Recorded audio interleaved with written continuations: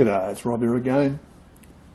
Well, over the years you accumulate power tools, well I do anyway, and I was having to tidy up today because it's wild, wet and windy, can't do much. And I was digging around in boxes and I found this old cordless drill, which I bought many years ago. And this was the original sort of cordless drill you could buy. I mean, this was revolutionary at the time. It had forward and reverse buttons, and it had variable speed as well, I think, from memory. I haven't used it for a long time. And you think, oh, cordless drill, that's an odd looking cordless drill. Where's the battery pack? You know, they should clip on the bottom. There's a connector there. What's going on, Rob? Well, back in those old days, when these came out, this was like all new. This was like revolutionary. And I was still feeling my way with these things. They hadn't actually invented the removable battery pack. Battery pack was built in, so there were motors up this end and gearbox, and there were four, I think they were alkaline energizer type batteries, rechargeable, but they weren't, I'm pretty sure they weren't lithium or anything high tech. They hadn't actually gone down that path, I think. So anyway, like all these battery packs, they pack up eventually. I used it for quite a long time, it was handy. And I've now got another cordless drill that I use occasionally, but I really prefer the mains stuff. A lot more guts. But anyway, if you're a tradie, cordless is the way to go for sure. Now, well, for most things. Okay, so what's the cord? Well, the battery pack packed up, and I thought, well, you know, not going to spend any money on this, it's so bloody old. So I just ran it off the ute battery, you know, car battery out in the field, and I just hooked this onto a normal extension lead, just a couple of alligator clips and onto the battery, and it did the job. But anyway, of course now you can get inverters, and I've got generators, and you don't need any of that. So this stuff's all never going to get used again. But one thing about it I like is that back in those days they had decent, it was a proper Jacob's chuck on here, a decent chuck. A lot of cordless stuff you get now, particularly the cheaper lines, is absolute crap chucks. They're rubbish, you know. They're pretty much all keyless too. And the chuck on this is in good shape. So what am I going to do? Well, I'm going to take the chuck off. I've got an arbor here, Morse taper arbor, and it might go onto it, I'm not sure. Depends which way the thread goes, whether it's got a built-in thread or like a bolt extension, or whether it's got the female part and this screws onto the gearbox. I don't know, so I've got to take this off. So we're going to do that today. Now I looked at it, and there's a screw in there. They often do this if they're reversible, which is what this is. They put a locking screw down into the gearbox shaft. It's no good keeping some of this stuff. It's never going to get used, and no one would be interested in it. Oh, well, this could be a trick.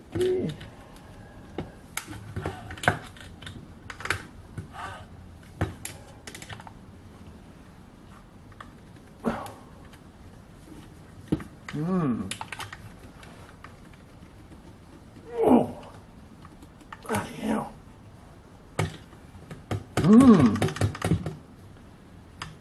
That is not going to come off that way. I have to put it in the vise and have a real good go at it. We'll do that.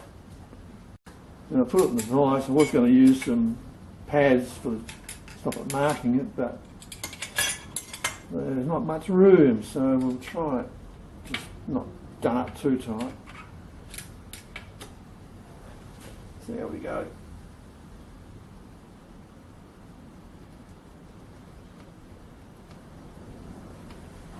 Shit.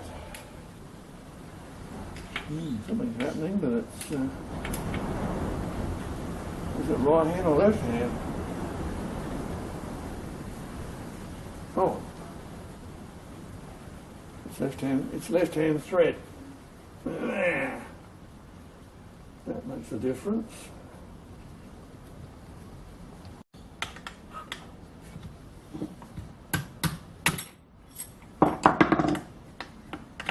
Doesn't want to come off. Okay, let's take it apart and see what's going on. Time for the Vegemite jar for the bits. Out with the screws.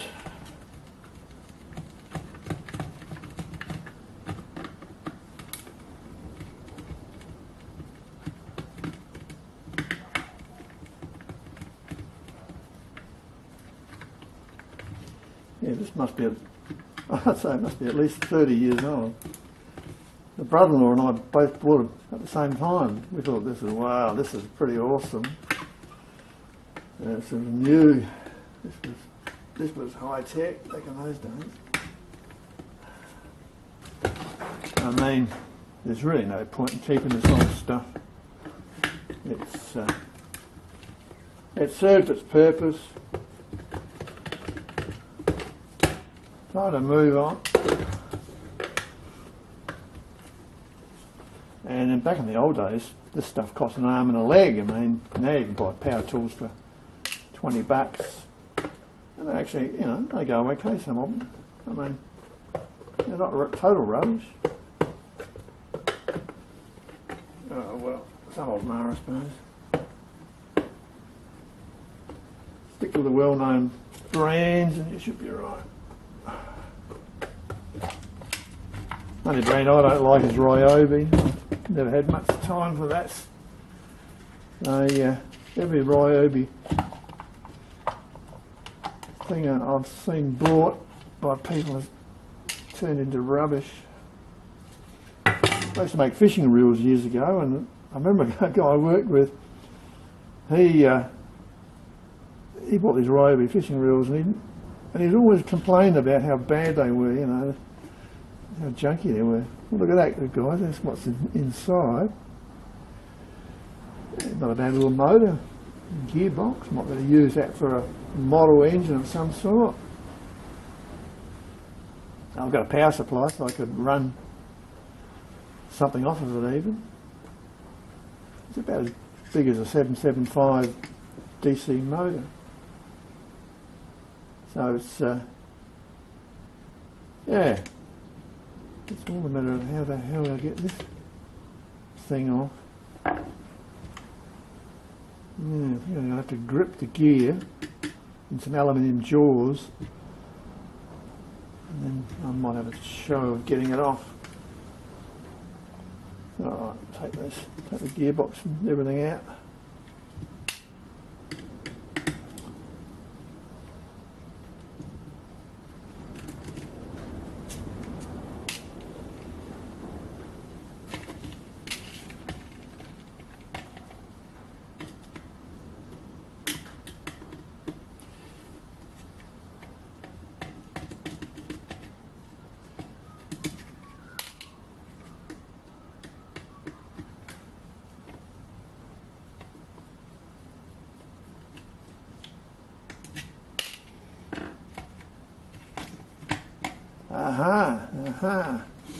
That'll make life a lot easier.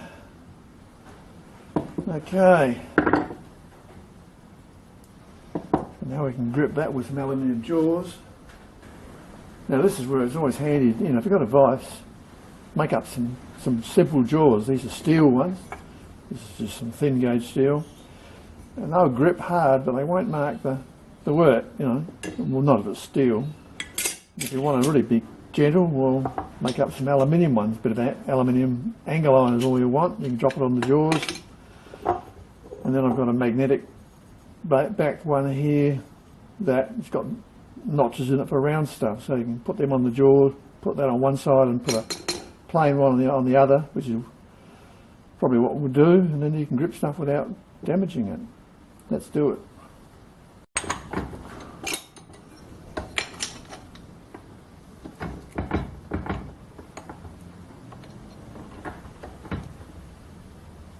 Steel gears, should be okay. Now there's several ways you can do this. you can try it with an Allen key, big one. Right, and now we can pull on that. I'll use my little cheetah bar that I've used for Allen keys. I showed you this years ago. Just a bit of tubing, and I even nailed it. Oh, how cool is that? And it makes it a lot easier to undo Allen headed bolts. You can get a lot of purchase on it. Ah, look at that, see? Did it easy. Did it easy. No problem at all. What have we got? Whoa. Well, that's not gonna, I'm not gonna make it go on if I cut the thread off this arbor bolt. Should be pretty accurate. Yep. Doable. I'll try that. See how accurate I can get it. I mean, it's better if they've got a thread built in, but yeah, the faces should mate up. Should be pretty right.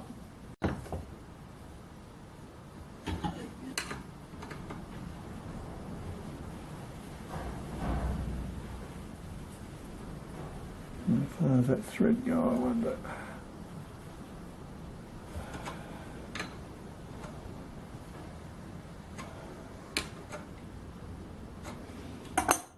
Okay, so now we'll cut off the bolt. Should screw on. The face on this should be pretty accurate. I did that on the lathe.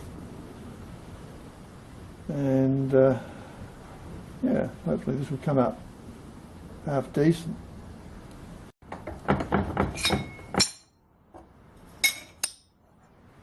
Okay.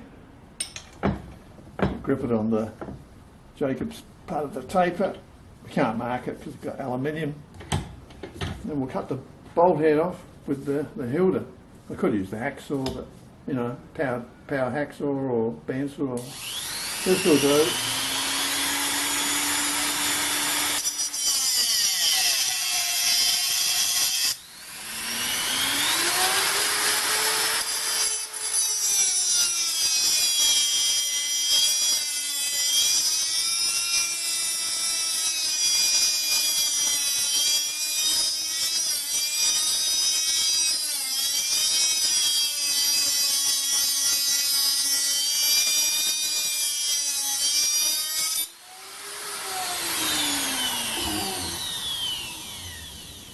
One damn handy machine, I tell you.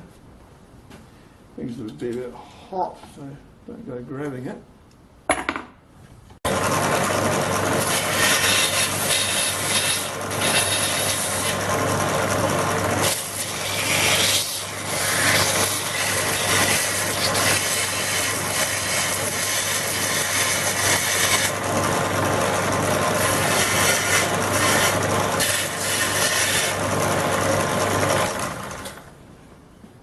Now the wire buff.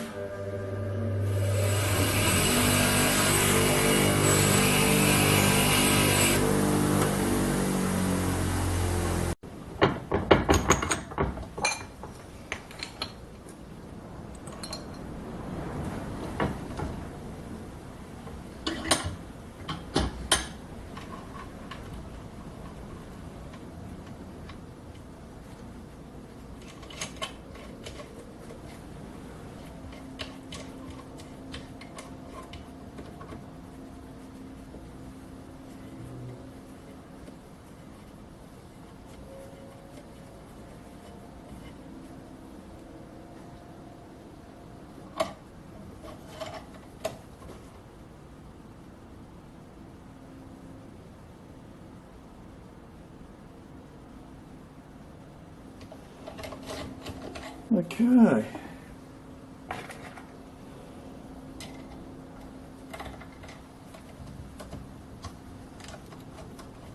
We're ready to roll. Just clean it up on the wire buff and get the rust off. It should be good to go.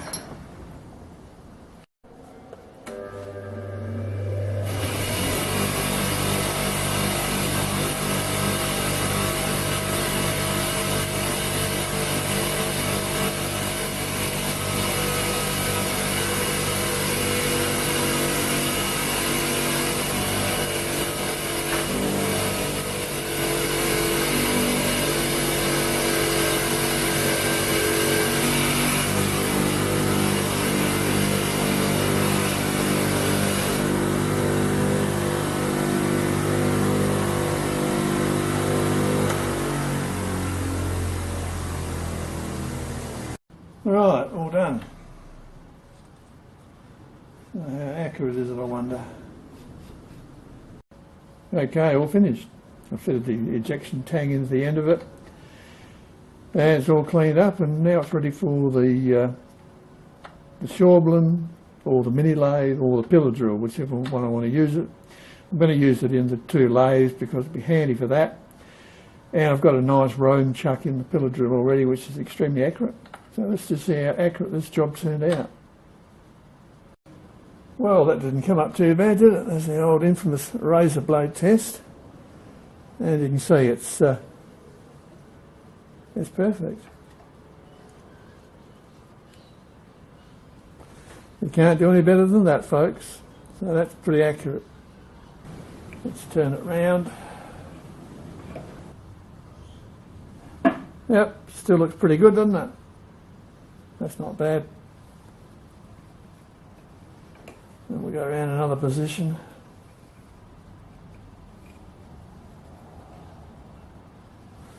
And that grabbed me, folks. You wouldn't get any more accurate job than that. Okay, well that's it from me. I hope you found it interesting.